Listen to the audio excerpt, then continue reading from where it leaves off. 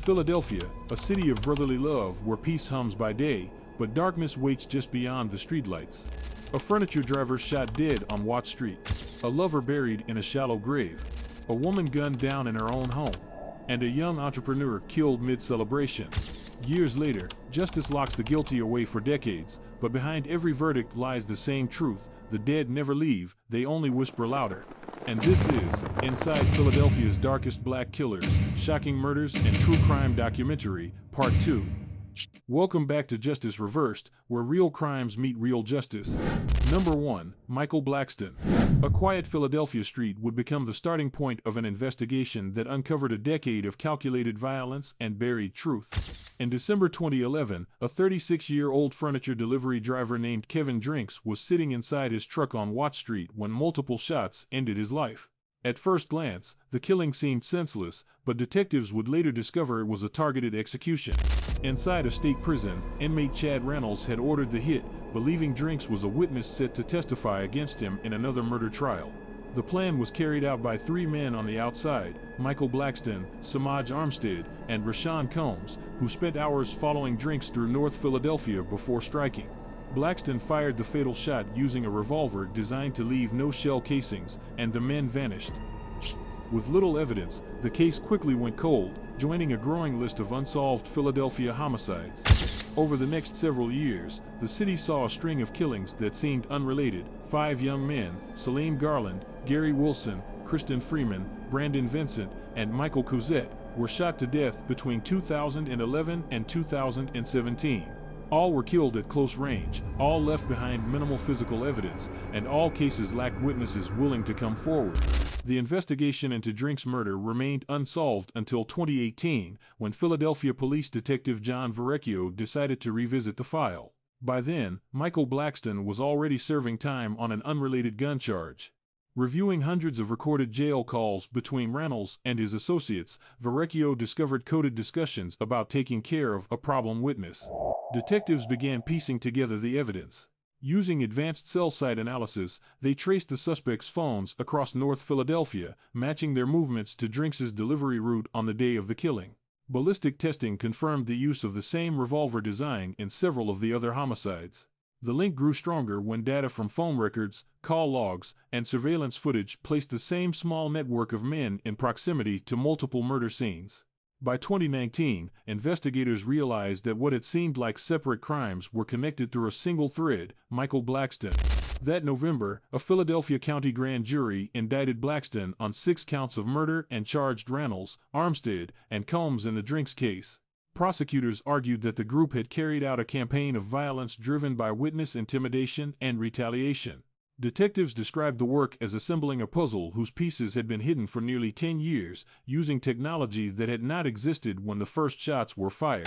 In 2022, after a lengthy trial, Reynolds, Blackston, and Armstead were convicted of first-degree murder and conspiracy. Combs was found guilty of third-degree murder. Each received life imprisonment without parole. Families of the victims expressed quiet relief. Michael Blackston remains in the Pennsylvania prison system, serving multiple life sentences for 6 confirmed murders. The murder of Kevin Drinks proves that evidence never truly sleeps, it only waits for someone willing to listen. Before moving on, if this truth hits you, press hype, stand with the forgotten, amplify justice, and make sure silence never buries the voices of the lost. Number 2. Donald Tillman. Under the quiet of a January night in Philadelphia, a single act of violence would ignite a 24-hour killing spree that stunned even veteran detectives. Donald Tillman, a 36-year-old man with a long criminal history and 20 prior arrests, was already under probation for illegal gun possession when the series of murders began. On the 20th of January 2021, police were called to Carver Street after reports of gunfire. Inside, officers discovered 33-year-old Tyrone Harrington dead from multiple gunshot wounds. Her 2 children, aged 4 and 14, were inside the home when their mother was killed. Tillman, her husband, had vanished. Within hours, the search for him would uncover another layer of horror. In the early morning, Tillman called 59-year-old Mark Ruff, a U.S. Army veteran and acquaintance. A few hours later, he arrived at Ruff's apartment, 7 miles away, where Ruff lived with his girlfriend, 43-year-old Nicole Newell. Both were found dead 2 days later, executed with gunshots to the back of their heads. Investigators believe Tillman arrived unannounced, murdered the couple, and left with Ruff's army jacket and car keys. Surveillance cameras later captured him wearing that same jacket as he walked into Jefferson Torresdale Hospital around 1:30 p.m. the same day, where he checked in under an unidentified name. When maintenance workers found Ruff and Newell's bodies on January 22, police immediately connected the killings to Harrington's murder. Detectives traced a ballistic match between the two crime scenes. Both shootings were committed with the same handgun. Tillman's cell phone, left behind on the victim's couch, sealed the link.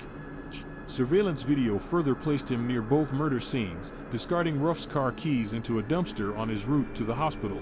Investigators reconstructed his movements hour by hour, piecing together a chilling timeline of calculated brutality. Detectives described the investigation as methodical but emotionally taxing.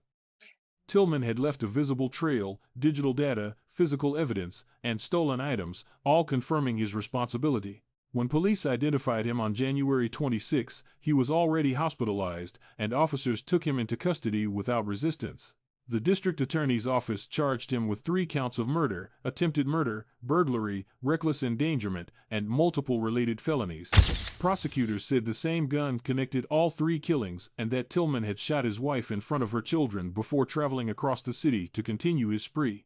Though no motive was ever clearly identified, officials called the case an act of wanton, senseless violence. Tillman was denied bail and held at the Curran-from-Holt Correctional Facility. Family members of the victims expressed quiet grief, describing Harrington as a devoted mother and friend.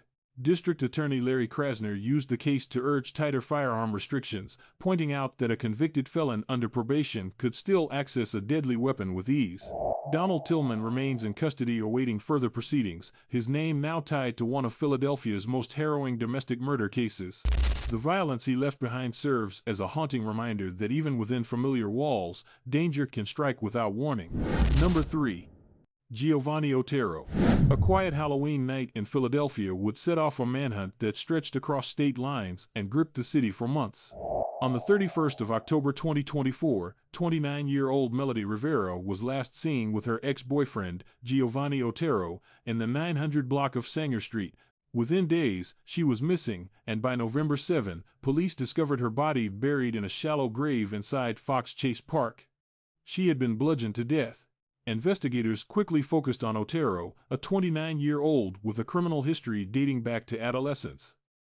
Known by the alias Gozer, Otero had been in and out of the Pennsylvania prison system since he was 12. Detectives noted that he was already under GPS ankle monitoring for a firearms charge. That detail would become the key to solving the case. At the time of Rivera's disappearance, Otero was staying on the 5,800 block of North Park Avenue. When detectives reviewed his GPS data, it revealed movement consistent with the area where Rivera's body was found. Phone records placed him near Fox Chase Park during the estimated time of the murder. Forensic units recovered fibers and soil traces from the trunk of a vehicle connected to him. Authorities believed that after bludgeoning Rivera to death, Otero transported her body, buried her in a shallow grave, and fled. The case escalated quickly once the autopsy ruled the cause of death as homicide by violence. By late November, Philadelphia police obtained an arrest warrant charging Otero with murder and related offenses. He vanished before they could reach him. The Philadelphia Police Department and the U.S. Marshals Service launched a multi-agency manhunt, offering a $25,000 reward for information leading to his capture. His face appeared on news outlets and social media under most wanted fugitives. For nearly 3 months, tips came in from Pennsylvania, New Jersey, and New York. Detectives coordinated surveillance and tracked his movements through credit card traces and witness reports. On the 15th of February 2025, New York State troopers spotted a stolen vehicle believed to be driven by Otero in Greenburgh. When officers tried to stop him, he fled, initiating a 1-mile high-speed chase before crashing the car and attempting to run. Otero was arrested after a brief foot pursuit. He presented false identification and multiple fraudulent IDs, but fingerprint analysis confirmed his identity. He was charged in New York with possession of stolen property, reckless driving, and false impersonation, while Pennsylvania authorities initiated extradition proceedings. In February 2025, Philadelphia prosecutors confirmed Otero would face a murder charge for Rivera's death once transferred. Her family, exhausted from months of uncertainty, expressed relief that he was finally in custody. Otero now sits in a New York jail awaiting extradition to Philadelphia, where his trial will determine the outcome of a crime that shook the community. The murder of Melody Rivera stands as a stark reminder that even fugitives leave footprints, and justice can follow every step. Number 4. Jalen Mickens. The night of July 4th was meant for fireworks, but in West Philadelphia, it became a scene of gunfire and terror. At just 20 years old, Jalen Mickens was already known to law enforcement as a rising member of a violent street gang called 2-4, or the 46th Street Boys. What began as a long-running feud between rival groups turned the city's neighborhoods into battlegrounds. On the 4th of July 2021, Mickens joined his closest associate, Anthony Lacey Woodson, in a series of retaliatory shootings that would devastate a community already plagued by violence. Their targets were rivals, but their bullets struck innocent lives. Among the dead were 23-year-old entrepreneur Sirkar Johnson Jr. and 21-year-old business owner Salahuddin Mahmood, both attending a community barbecue in the Cobbs Creek neighborhood. Dozens more fled, as more than 100 shots ripped through the air. Investigators said the violence stemmed from revenge. Earlier that year, Lacey Woodson's uncle had been murdered, and Mickens and his crew vowed retribution. On the night of the killings, they first exchanged gunfire with rival gang members on South 54th Street, then regrouped, armed with multiple firearms, and drove to South 60th Street. There, amid the sounds of celebration, 4 shooters opened fire into the crowd. Spent shell casings blanketed the street, while residents hid in nearby homes. What remained afterward was chaos, grief, and the unmistakable signature of organized street warfare. Detectives from the Philadelphia Police Department and the District Attorney's Gun Violence Task Force took immediate action. The crime scene was one of the largest in years, with the crime scene unit collecting 103 shell casings of varying calibers. Using surveillance footage and ballistic comparisons, investigators tied the recovered rounds to other unsolved shootings connected to 2-4. Federal partners from the FBI and the Pennsylvania Attorney General's office joined the probe, providing digital forensics and cell site tracking. Through phone data and social media analysis, detectives uncovered evidence that the gang had celebrated the killings online, bragging about their actions in rap videos uploaded to YouTube. By December 2022, the multi-agency investigation had culminated in a series of arrests. Mickens was taken into custody without incident, charged with 2 counts of murder, conspiracy, aggravated assault, and multiple firearms violations. Prosecutors presented his actions as part of a coordinated campaign to intimidate rivals and assert control over local drug corners. The evidence, videos, texts, and ballistic links, was overwhelming. Facing a mountain of proof, Mickens pleaded guilty in October 2023, admitting his role in the July 4 shootings and several other violent offenses. In early 2024, the court sentenced him to 22.5 to 50 years in state prison. Families of the victims said the plea spared them the trauma of a trial. Now imprisoned in Pennsylvania, Jalen Mickens serves his term as another symbol of how retaliation and digital bravado destroy entire communities. The story of that holiday night remains etched into Philadelphia's memory, a reminder that one trigger pulled in anger can echo across generations. Number 5. Kimbrady Carriker. A warm summer night in Philadelphia turned into chaos when a gunman dressed in body armor opened fire on strangers, leaving the city in disbelief. In early July 2023, 40-year-old Kimbrady Carriker began what would become one of the most horrifying mass shootings in Philadelphia's history. Living in the 5600 block of Belmar Terrace, Carriker had recently shown signs of erratic behavior, walking around his home wearing a tactical vest and muttering about cleaning up crime. By the time police cornered him, 5 people were dead, 2 people were wounded, and an entire community was traumatized. Investigators later said the shootings were random and deliberate, a calculated spree carried out under the guise of vigilante justice. The first murder occurred just after midnight on July 2, when Carriker, masked and armed with a homemade AR-15 style rifle, entered the home of 31-year-old artist Joseph Wama Jr. and shot him multiple times. Surveillance cameras later confirmed Carriker's movements in the area, but a critical 911 call reporting the shots was accidentally routed to a different district. For more than 36 hours, the city remained unaware that a killer was preparing to strike again. On the evening of July 3, Carriker emerged once more, this time walking calmly through the Kingsessing neighborhood in full tactical gear. Carrying both a rifle and a 9mm handgun, each an untraceable ghost gun, he opened fire on pedestrians and passing cars. His victims ranged from teenagers to a 59-year-old father preparing for his daughter's wedding. Dajwan Brown was shot while trying to protect a friend. Lashid Merritt, just 20, was killed while walking to the store for a snack. Two twins were struck by shattered glass inside their mother's car.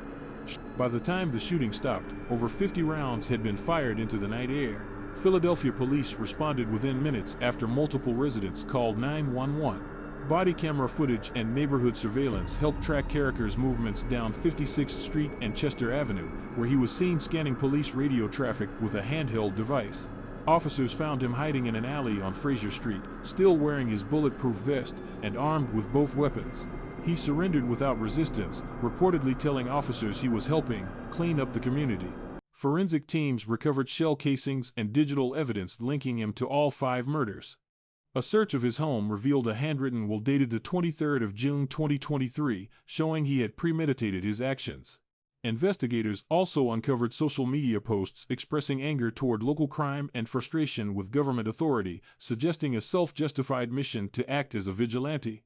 In December 2025, Carriker pleaded guilty to 5 counts of murder and multiple related charges, receiving a sentence of 37.5 to 75 years in prison. Families of the victims expressed grief and disbelief. Today, Carriker remains behind bars, his rampage remembered as one of the darkest chapters in Philadelphia's struggle against gun violence. Even in a city familiar with tragedy, this act redefined the meaning of random terror. Number 6. Shamir Miller. A quiet Thanksgiving afternoon in Philadelphia shattered in seconds when a speeding car turned a city street into a fatal scene of chaos. On the 27th of November, 2025, 30-year-old Shamir Miller of West Philadelphia drove his black 2012 Honda Accord through University City at high speed, moments before impact that would claim a life and injure another. Police later said Miller was alone behind the wheel when his reckless driving struck a pedestrian and set off a chain of collisions across several blocks. By the end of that afternoon, one woman was dead, another hospitalized, and Miller himself was in police custody, his own car crumpled against another vehicle. At around 3:59 p.m., Rosa Mar Espinosa Rodas, a 41-year-old Nicaraguan native living in Philadelphia, was crossing 36th and Market Street during her lunch break. Witnesses saw the Honda speeding eastbound when it hit her with such force that she was thrown several feet. Without stopping, Miller accelerated away, his car continuing down Market Street before colliding with a 2013 Buick LaCrosse near 33rd or 34th Street. The Buick's driver, another 41-year-old woman, survived with injuries but was left in shock. Miller abandoned his disabled vehicle and fled on foot, running several blocks before officers apprehended him near 32nd Street. Investigators quickly pieced together what happened through physical evidence and eyewitness statements. Chief Inspector Scott Small confirmed that the crash scene showed clear signs of high velocity and reckless behavior. Detectives interviewed multiple witnesses who reported seeing Miller weaving between lanes moments before the impact. Surveillance cameras from nearby shops and transit stations provided additional footage, confirming the car's route from 36th Street through the site of the second crash. Police processed both vehicles for forensic evidence, while paramedics transported the victims and Miller to Penn Presbyterian Medical Center. Espinosa Rodas was pronounced dead shortly after arrival. Her identity was confirmed through workplace records, and relatives were notified within hours. Detectives determined there was no prior connection between her and the suspect, classifying it as a random fatal hit and run caused by extreme negligence. Miller, suffering head injuries from the second collision, was treated under police guard and later charged with murder, homicide by vehicle, aggravated assault, and reckless driving. Authorities emphasized that despite the absence of intent, his actions met the threshold for criminal homicide due to their wanton disregard for human life.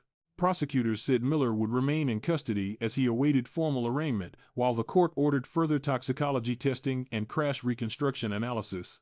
Espinosa Rodas' family began raising funds to return her body to Nicaragua, describing her as a hardworking immigrant whose life ended needlessly in the middle of a holiday afternoon. City officials offered condolences, calling the tragedy a reminder of how quickly negligence can turn lethal. Now held under police supervision, Miller awaits trial, his case another example of how reckless speed can turn an ordinary drive into irreversible destruction. For a city used to noise and movement, that Thanksgiving silence after the crash still lingers. Number 7. Dominique Bailey and Kevin Spencer. A lie meant to hide the truth unraveled into one of Philadelphia's most disturbing homicide investigations of 2024. When 28-year-old Dominique Bailey moved from Texas to Pennsylvania in the summer of 2023, she brought with her a new relationship and a troubled home life. By the end of the year, she and her boyfriend, 30-year-old Kevin Spencer, would face murder charges after the body of her son was discovered in a duffel bag left in a West Philadelphia alley. The story that unfolded revealed a pattern of deceit, manipulation, and cover-up that investigators called chillingly calculated. The timeline started in late November 2023, when Bailey moved into Spencer's residence in West Philadelphia. Not long after, communication with her family stopped. When relatives began asking questions about her son, Bailey insisted that he had been struck and killed by a vehicle. Police later confirmed that no such incident had ever been reported, no emergency calls were made, and no crash records existed. Suspicion mounted when a cousin, unable to file a report from another state, contacted a local television station, prompting the Philadelphia Special Victims Unit to open a formal investigation. Detectives quickly found inconsistencies in Bailey's story. Surveillance footage from Spencer's neighborhood on Reno Street captured him dragging a large black trash bag from the building late at night, only hours after the last time her son was reportedly seen alive. Investigators began searching nearby properties, dumpsters, and alleyways, recovering multiple bags of evidence and cleaning materials. Inside the apartment, police found biological traces indicating a violent event had occurred. Witness statements painted a clearer picture. Neighbors reported hearing shouting and disturbances from the apartment in early December, followed by sudden silence. Detectives analyzed cell phone data and discovered that Bailey and Spencer had both visited several dumpsters and alleyways around that same period. As the investigation progressed, Bailey continued to tell family members the car accident story, refusing to provide any official records or details. The lack of cooperation deepened the police's suspicions.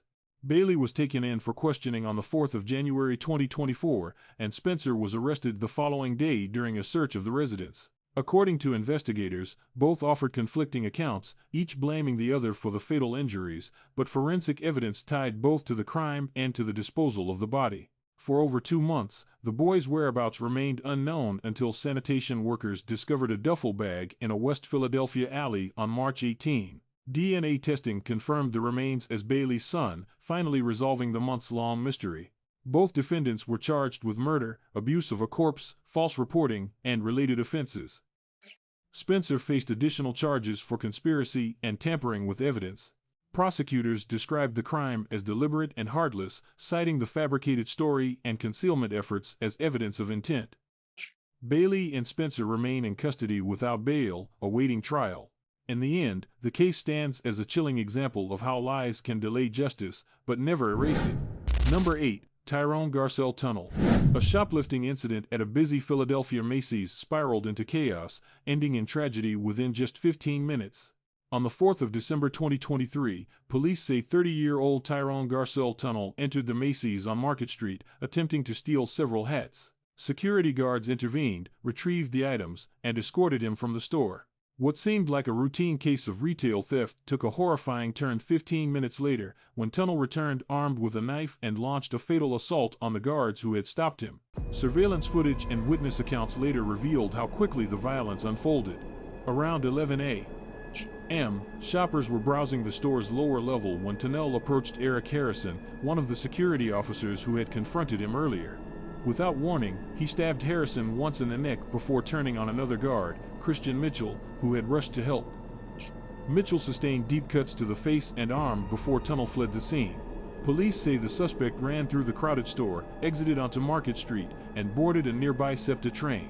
Within minutes, the Philadelphia Police Department and transit authorities began tracking his movements through the city's vast network of more than 30,000 surveillance cameras. Video showed him sitting on a bench at a station, removing his shoes, and discarding the knife along the tracks in an attempt to destroy evidence. Transit officers apprehended him at the Somerset station shortly afterward. Investigators later confirmed that the weapon used was a switchblade. Tunnell was already on probation for shoplifting and had an active warrant in Delaware County. Court records revealed a long history of theft and drug-related offenses across multiple Pennsylvania counties. Detectives believe the stabbing was a deliberate act of retaliation, not a spontaneous fight, given that he left the store and returned minutes later armed with a knife. Eric Harrison, the slaying guard, was also an overnight employee for the U.S. Postal Service. He was described by coworkers as responsible and dedicated, saving money to move into his own apartment. Christian Mitchell, the second victim, survived and provided key testimony confirming that Tunnell was the assailant. Investigators relied on witness interviews, security footage, and recovered evidence from the train system to build their case. The district attorney's office charged Tunnell with murder, attempted murder, aggravated assault, tampering with evidence, possession of an instrument of crime, and retail theft. Authorities emphasized that Tunnell's extensive criminal background underscored the need for tougher monitoring of probation violators. District Attorney Larry Krosner announced that his office would seek a full prosecution under Pennsylvania's state murder statutes. Tunnell remains in custody without bail as proceedings move through the Philadelphia court system. A community fundraiser for funeral expenses raised tens of thousands of dollars, and city officials pledged to improve coordination between law enforcement agencies to prevent similar attacks. In the heart of Philadelphia's shopping district, a simple act of theft escalated into tragedy, a reminder that violence can emerge where it's least expected. Philadelphia's streets hide stories darker than the skyline reveals, stories of vengeance, deception, and lives forever erased. But these are just fragments of the city's most chilling truths. Behind every alley, every quiet home, and every familiar storefront, another story waits to be told, one that twists deeper into the shadows of crime, power, and survival. If you want to uncover what lies beneath the surface of America's most violent cities, make sure you subscribe to Justice Reversed and turn on the notification bell, so you'll be the first to witness the next descent into darkness.